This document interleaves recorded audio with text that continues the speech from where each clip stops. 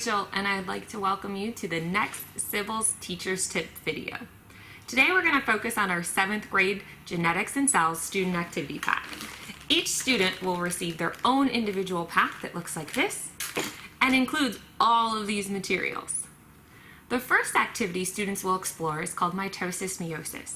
In this activity, students will get a puzzle of both mitosis and meiosis. The students should explore the way they believe the process happens through pictures first.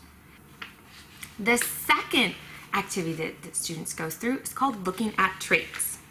Students will get an opportunity to look at dominant versus recessive traits in themselves, along with those people that are in their home. This makes for a great class activity to start discussing what is dominant, what is recessive, and to look at percentages. Once again, there's a student activity sheet available online that also lets students dive into and work with Punnett squares. The third activity is where we get to use all of this fun materials. It's called cellular respiration. In this activity, there are a couple parts. The first part is actually exploring cellular respiration. In this, students are going to compare yeast and water to a yeast, sugar, and water combination. So let's do that. The first thing you're going to do is take a vial, and then you're going to measure out 20 mLs of water. The water should be room temperature. Okay. The next thing you're going to do is take 1 scoop of yeast. We have 2 different scoops available. The only difference is the length of their handle. I like to let students know that the short stands for sugar. That way we don't get them confused for our future activities.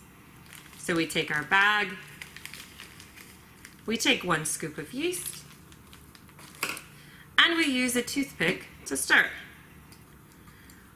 As we're stirring, we want to look to make sure that the yeast and the water are evenly distributed in our vial.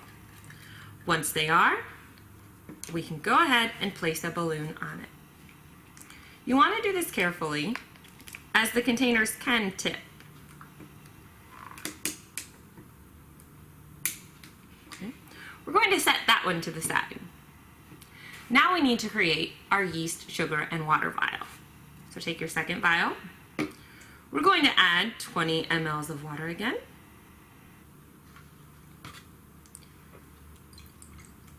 This time, we're going to add the sugar first. So I take my short scoop, get out sugar, and we're going to stir the sugar first. We're going to stir it until the sugar is pretty much dissolved in the water. It's okay if it's not completely dissolved, but you do want to get it as dissolved as possible. You're then going to want to add your yeast. Once again, 1 scoop. Take 1 scoop of yeast, place it in the vial, and stir with our toothpick.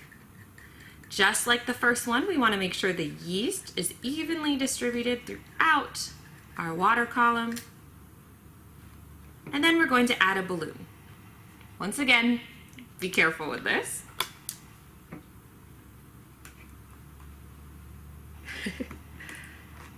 Go. Sometimes it can be a little tricky, a little stubborn.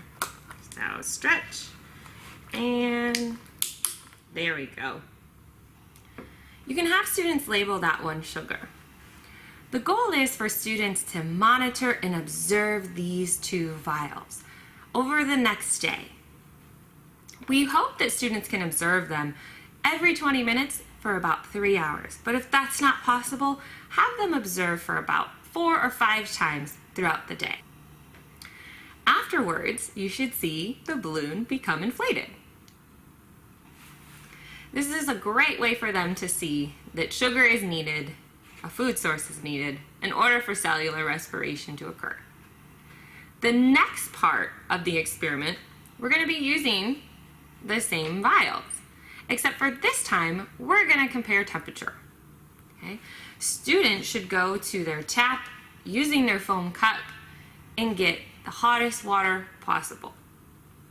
Once again, they're going to prepare their vial just like we did with the sugar, yeast, and water, and actually record to see how long it takes.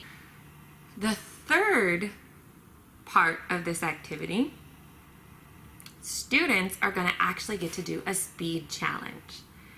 Students get to determine, using sugar and yeast, they get to choose the amounts, which of the amounts will cause the balloon to inflate the fastest. Students should record their amount of yeast and their amount of sugar and the amount of water and the temperature of water while actually performing this experiment. The goal is to get the balloon to inflate in the fastest time possible. The final activity for cellular respiration is to actually predict and test how fast cellular respiration will occur with a different liquid. We've given some recommendations of milk, clear soda, and definitely go over those recommendations for your students as well. We appreciate you stopping in today, and I hope you enjoy these activities just as much as we have.